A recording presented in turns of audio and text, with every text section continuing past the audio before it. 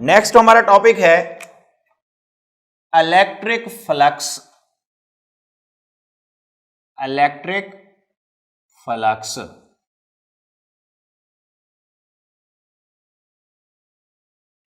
हाँ भी क्या है इलेक्ट्रिक फ्लक्स? इसके हवाले से याद रखिए, छोटा सा टॉपिक है लेकिन ये एग्जाम में आ चुका है लॉन्ग क्वेश्चन के तौर पे।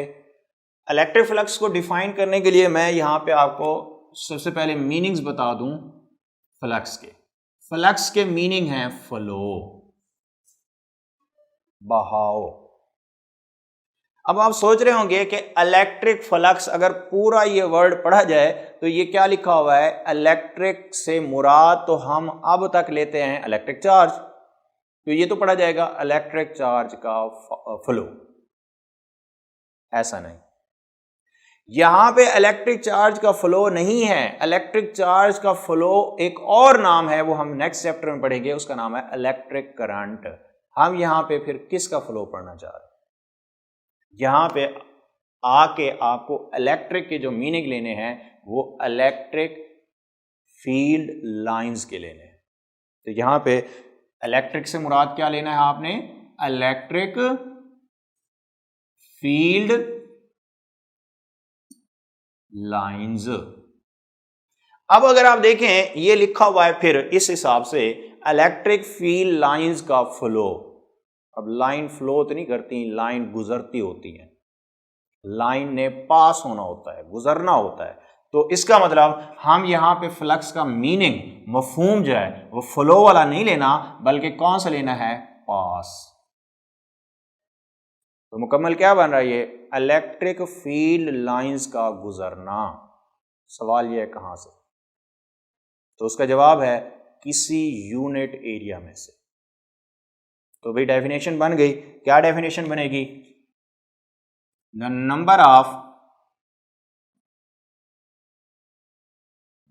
ऑफ इलेक्ट्रिक फील्ड लाइंस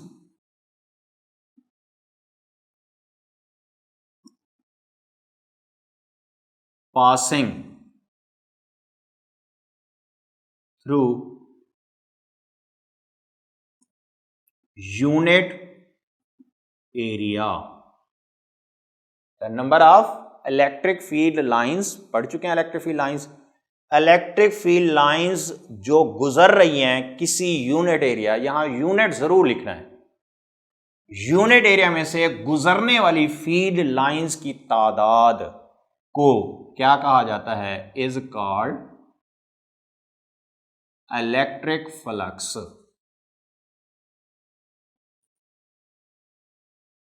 पहली डेफिनेशन। दूसरी डेफिनेशन हम ये भी लिख सकते हैं, मैं दोनों आपको समझा दूंगा।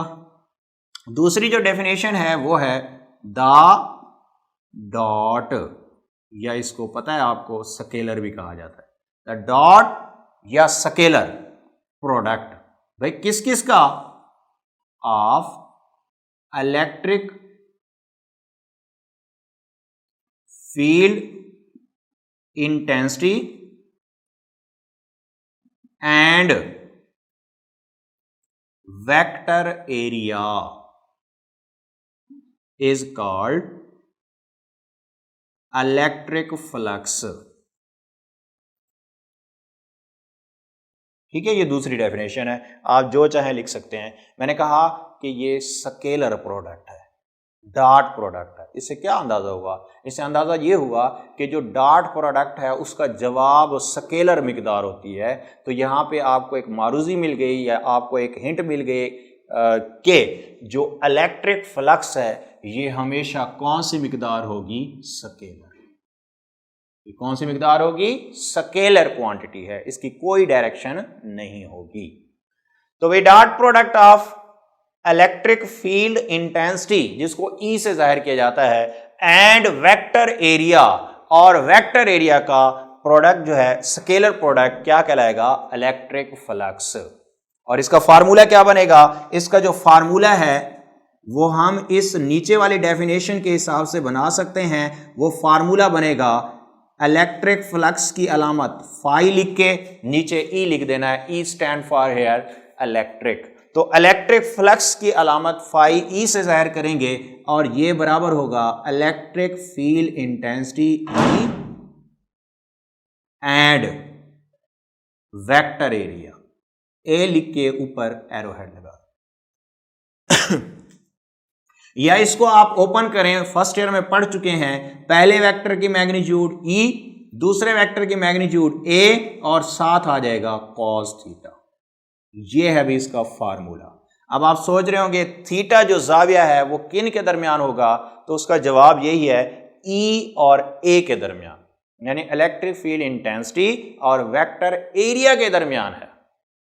और ये वेक्टर एरिया क्या होता है भाई, एरिया तो स्केलर मिकदार है। अब वेक्टर एरिया क्या है, वेक्टर एरिया कहा जाता है एरिया स्केलर है, अगर इसको डायरेक्शन मिल जाए तो ये वेक्टर बन जाएगा।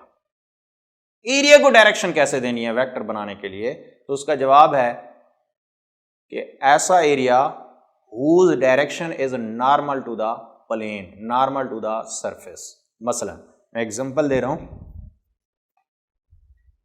ये डस्टर देखें, ये डस्टर का ये प्लेन है, इसका एरिया होगा, इस प्लेन का एरिया है, लेकिन मैंने जानना है वेक्टर एरिया कहां है, किस तरफ है, क्योंकि उसकी सेम तो होती है, डायरेक्शन होती है, तो वेक्टर एरिया किस तरफ है, तो उसका जवाब है इस प्लेन पे ड्रॉ कर दो नॉर्मल। वेक्टर एरिया ऐसा एरिया है whose direction is normal to the plane, normal to the surface. जैसे ये प्लेन है, इसकी डायरेक्शन क्या होगी, ये नॉर्मल ड्रॉ करना है, नॉर्मल पता है आपको परपेंडिकुलर होता है, इसकी डायरेक्शन ड्रॉ करनी है ये होगी, इसकी डायरेक्शन ड्रॉ करनी है ये इस हिस्से की, इसकी ड्रॉ करनी है ये होगी। तो किसी भी प्लेन पे नॉर्मल ड्रॉ करने वो डायरेक्शन दे देगा और डायरेक्शन मिलने से वो क्या बन जाएगा, वेक्टर एरिया। ठीक है, तो फर्क याद रखना है कि ये प्लेन है, इसका एरिया है, और इस पे जो नॉर्मल है ये डायरेक्शन है, ये कौन हो जाएगा, वेक्टर एरिया। ठीक है, तो भाई आगे चलते हैं। इसका अगर यूनिट की बात करूं मैं, एसआई सिस्टम इंटरनेशनल में यूनिट जो है वो बनेगा, इसका यूनिट पढ़ चुके हैं हम, न्यूटन पर कूलम, और एरिया का क्या है, मीटर स्क्वायर। इसका तो कोई यूनिट नहीं है, थीटा कॉस थीटा, तो ये बन जाएगा न्यूटन मीटर स्क्वायर पर कूलम। ये है सिस्टम इंटरनेशनल में यूनिट, न्यूटन मीटर स्क्वायर पर कूलम। अच्छा भी, अब मैं एक्सप्लेनेशन की तरफ आ रहा हूं।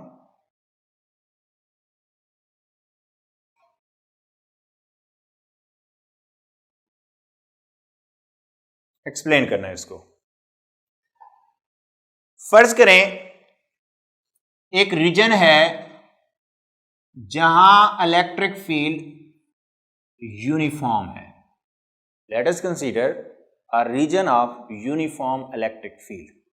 इसीलिए मैंने जो लाइंस बनाई हैं इलेक्ट्रिक फील्ड लाइंस, वो पैरेलल बनाती है। पैरेलल का मतलब कल बताया था आपको कि जहां फील्ड लाइंस पैरेलल हों, समझ जाएं वहां फील्ड यूनिफॉर्म है। मैं इस रीजन के अंदर एक एरिया, यूनिट एरिया, याद रखें यूनिट एरिया, यूनिट एरिया से क्या मुराद है, जिसका एरिया 1 मीटर स्क्वायर हो, मैंने हेल्ड कर दिया perpendicular to the field lines. अगर ये फील्ड लाइन इस सिमत में है तो मैंने एरिया को ऐसे रखा हुआ है perpendicular to the field lines. तो क्या होगा, इस एरिया में से गुजरेंगी फील्ड लाइन, गुजरेंगी इसका मतलब फ्लक्स है। अकॉर्डिंग टू डेफिनेशन मैंने यही कहा था कि इलेक्ट्रिक फ्लक्स का मतलब इलेक्ट्रिक फील्ड लाइन का गुजरना। यह गुजर रही हैं, अगर गुजर रही हैं तो फ्लक्स है। कितनी गुजर रही हैं, 1 2 3 4 गुजर रही हैं, यानी यहां जो फील्ड गुजर रहा है वो 4 है न्यूटन पर कूलम, और एरिया जो है वो 1 मीटर स्क्वायर है। अकॉर्डिंग टू डेफिनेशन, क्या थी definition, the number of electric field lines, electric field lines की तादाद कौन सी, पासिंग थ्रू, जो गुजर रही है, कहां से, unit area is called electric flux. तो मुझे बताएं इसमें कितनी लाइंस गुजर रही हैं, 4, तो फ्लक्स कितना होगा, 4। तो भाई इस केस में इलेक्ट्रिक फ्लक्स जो है phi E is equal to 4 newton per coulomb metre square होगा। तादाद 4 है तो फ्लक्स भी 4 होगा। अच्छा भी, अगर हम फार्मूले के मुताबिक भी करें तो 4 ज़र्ब 1 जवाब कितना आएगा? 4 ही होगा। मैं दूसरी सिचुएशन पे आ रहा हूं कि वही रीजन बना रहा हूं, यूनिफॉर्म इलेक्ट्रिक फील्ड लाइंस का पैरेलल है, लेकिन मैं केस को थोड़ा चेंज कर रहा हूं। अब मैं एरिया को परपेंडिकुलर नहीं पैरेलल रखने लगा, यानी यूनिट एरिया को मैंने हेल्ड कर दिया, रख दिया parallel to the field lines. चीज वही है कि इलेक्ट्रिक फील्ड 4 है और एरिया जो है वो 1 मीटर स्क्वायर है, लेकिन मसला यह है अकॉर्डिंग टू डेफिनेशन कि इस एरिया में से अब फील्ड लाइंस, ये एरिया था ना, ऐसे हो गया, इसमें कोई फील्ड लाइन नहीं गुजर रही, तो इसलिए इलेक्ट्रिक फ्लक्स क्या होगा यहां पे? मिनिमम यानी 0। तो according to definition no field line is passing through the area, इसलिए फ्लक्स क्या होगा? 0। अब आप सोच रहे होंगे कि फील्ड भी है एरिया भी है तो फ्लक्स क्यों नहीं है? दो चीजें तो है, इसलिए नहीं है क्योंकि तीसरी चीज थीटा था। मसलन अगर आप यहां पे थीटा देखें ना, इस सिचुएशन में ड्रॉ नहीं किया, ये देखें फर्क देखिएगा जरा, ये पूरी प्लेन है, प्लेन फील्ड के परपेंडिकुलर है, यानी एरिया फील्ड के परपेंडिकुलर है, लेकिन वेक्टर एरिया किस तरह है जरा ड्रॉ करके देखते हैं। ऐसे है ना, तो वेक्टर एरिया ड्रॉ करने के लिए आप नॉर्मल टू द प्लेन ऐसे ड्रॉ करेंगे, यानी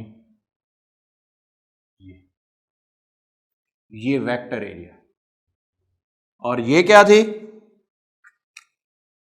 ये इस सेंट में क्या थी? Electric field. तो दोनों में जाविया क्या बना? 0। पुट करके देखें आप, ई की जगह 4, ए की जगह 1 और थीटा की जगह 0। जब आप पुट करेंगे तो क्या बन जाएगा? ई ए कॉस 0। कॉस 0 1 होता है, तो इसलिए मैक्सिमम फ्लक्स। दूसरे केस में ये प्लेन ऐसे रखी हुई है, ऐसे पैरेलल, तो अगर इसमें नॉर्मल ड्रा करें तो किस तरह बनेगा?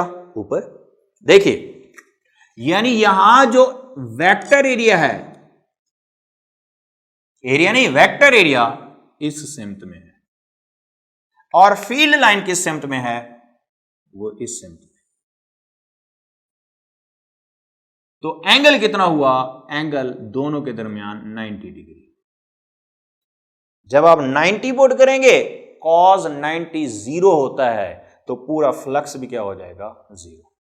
तो याद रखें कि जब भी प्लेन फील्ड लाइंस के परपेंडिकुलर हो या नॉर्मल टू द प्लेन, एक लफ्ज है प्लेन और एक लफ्ज है नॉर्मल टू द प्लेन, ये डिफरेंट है। प्लेन अगर फील्ड लाइन के परपेंडिकुलर या normal to the plane field lines के पैरेलल हो तो फ्लक्स मैक्सिमम होता है। फ्लक्स क्या होगा? मैक्सिमम।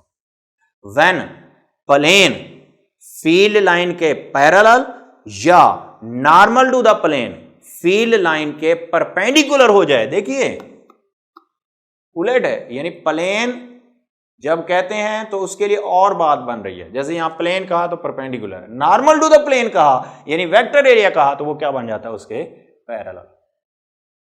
तो याद रखें जो थीटा है, थीटा जाविया यहां प्लेन और फील्ड में नहीं है, ये theta normal to the plane यानी वेक्टर एरिया और इलेक्ट्रिक फील्ड के दरमियान है।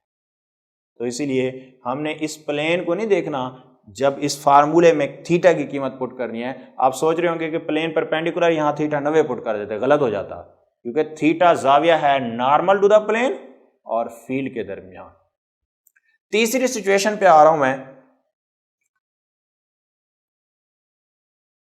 वही रीजन है यूनिफॉर्म इलेक्ट्रिक फील्ड का, लेकिन जो प्लेन है मैं ना उसको परपेंडिकुलर रख रहा हूं ना ही पैरेलल, मैं इंक्लाइंड पे रख रहा हूं, तिरछे। ये देखिए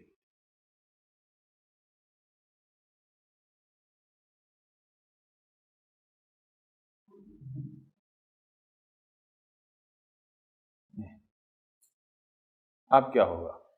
अब तो ना तो मैक्सिमम कह सकते हैं ना ही मिनिमम कह सकते हैं, तो फिर क्या होगा? चले मैं ज़रा नॉर्मल ड्रा कर लूँ। फील्ड की डायरेक्शन तो मैंने दिखा दी है नॉर्मल, क्योंकि थीटा चेक करना है तो नॉर्मल ज़रूर ही ड्रा करना पड़ेगा आपको। चलें ड्रा करता हूँ नॉर्मल। हाँ जी, ये ऐसे हैं तिरछी, तो नॉर्मल ड्रा करना है इस पे, नॉर्मल 90 के एंगल पे ऐसे बनेगा। मैं ड्रा कर रहा हूँ, ये देखिए,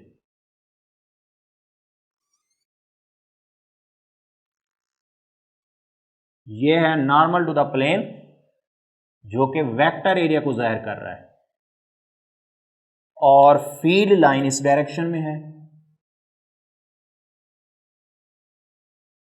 ये ई हो गया। तो दोनों के दरमियान कोई एंगल बन रहा है थीटा। ई और ए के दरमियान पहले या तो 0 बन रहा था या 90 बन रहा था, अब कितना बन रहा है? थीटा। तो इस सिचुएशन में फ्लक्स कैसे निकालेंगे?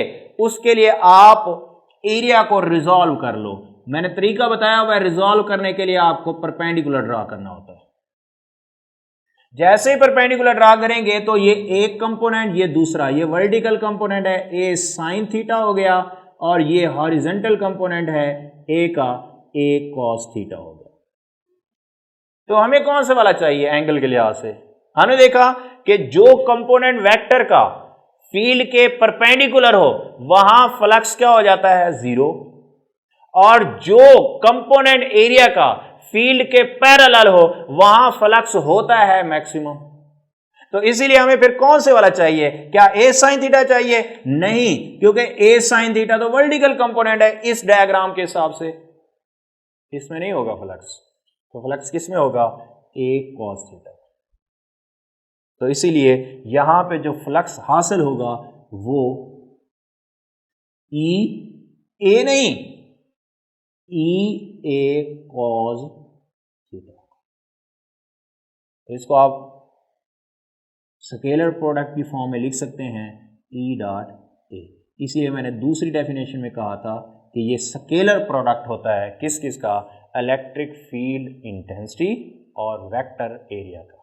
ठीक है, अगर आपके जहन में ये पॉइंट क्लियर हो जाए कि भाई एरिया और वेक्टर एरिया में क्या फ़र्क है। एरिया उस प्लेन को कहा जाता है, प्लेन का एरिया होगा, और वेक्टर एरिया उस प्लेन पे नॉर्मल होगा। चलिए मैं यहाँ पे लिख देता हूँ ये वर्ड्स, प्लेन या एरिया, हम इसके सेम मीनिंग लेंगे इस टॉपिक के हिसाब से। नॉर्मल टू द एरिया या वेक्टर एरिया, ये हम सेम मीनिंग लेंगे डायरेक्शन के हिसाब से। ठीक है, तो ये याद रखना है। जब आपने ये एक्सप्लेनेशन दे देनी है उसके बाद जो है आपको लिखना होगा, उसके बाद आपको लिखना होगा maximum electric flux, minimum electric flux. वो मैंने आपको बता ज़रूर दिया, लेकिन आपने लिखना है मैक्सिमम इलेक्ट्रिक फ्लक्स। हेडिंग देने के बाद तारीफ लिखनी है कि electric flux will B maximum, electric flux will B maximum. ये डायग्राम बनी हुई है। Maximum when vector area is vector area is parallel, same direction parallel to the electric field lines. Electric flux will be maximum when vector area नहीं कह रहा, vector area is parallel to the electric field lines, electric flux maximum होगा। ये लिखने के बाद आपने diagram बनानी है, आपने ये एंगल शो करके निकाल के देना है इस फार्मूले के मुताबिक। ई ए कॉस 0 1 होता है, तो मैक्सिमम फ्लक्स का फार्मूला फिर क्या हो गया? मैक्सिमम फ्लक्स का फार्मूला हो जाएगा ई, ये मैक्सिमम फार्मूला है। जब मिनिमम इलेक्ट्रिक फ्लक्स डिफाइन करेंगे तो क्या कहेंगे? Electric flux will be minimum when vector area is perpendicular to the electric field lines. क्योंकि वहां थीटा 90 पुट करेंगे, जब आप यहां पे थीटा 90 पुट करेंगे तो कॉस 90 0 होता है, इलेक्ट्रिक फ्लक्स क्या आ जाएगा? 0, मिनिमम। मैक्सिमम कब होगा? जब वेक्टर एरिया पैरेलल हो और एरिया क्या हो? चलो वेक्टर एरिया तो पैरेलल है, एरिया क्या हो? एरिया परपेंडिकुलर हो। मेरी बात समझ आ रही है कि भाई एरिया और वेक्टर एरिया में क्या फर्क है? एरिया प्लेन है, प्लेन परपेंडिकुलर होगी तो जो वेक्टर एरिया है वो पैरेलल हो जाएगा। तो अगर खाली एरिया कहेंगे तो आप कहेंगे परपेंडिकुलर, अगर वेक्टर एरिया कहेंगे तो पैरेलल, मैक्सिमम इलेक्ट्रिक फ्लक्स। इसी तरह मिनिमम में अगर प्लेन कहेंगे तो पैरेलल, अगर वेक्टर एरिया कहेंगे तो परपेंडिकुलर।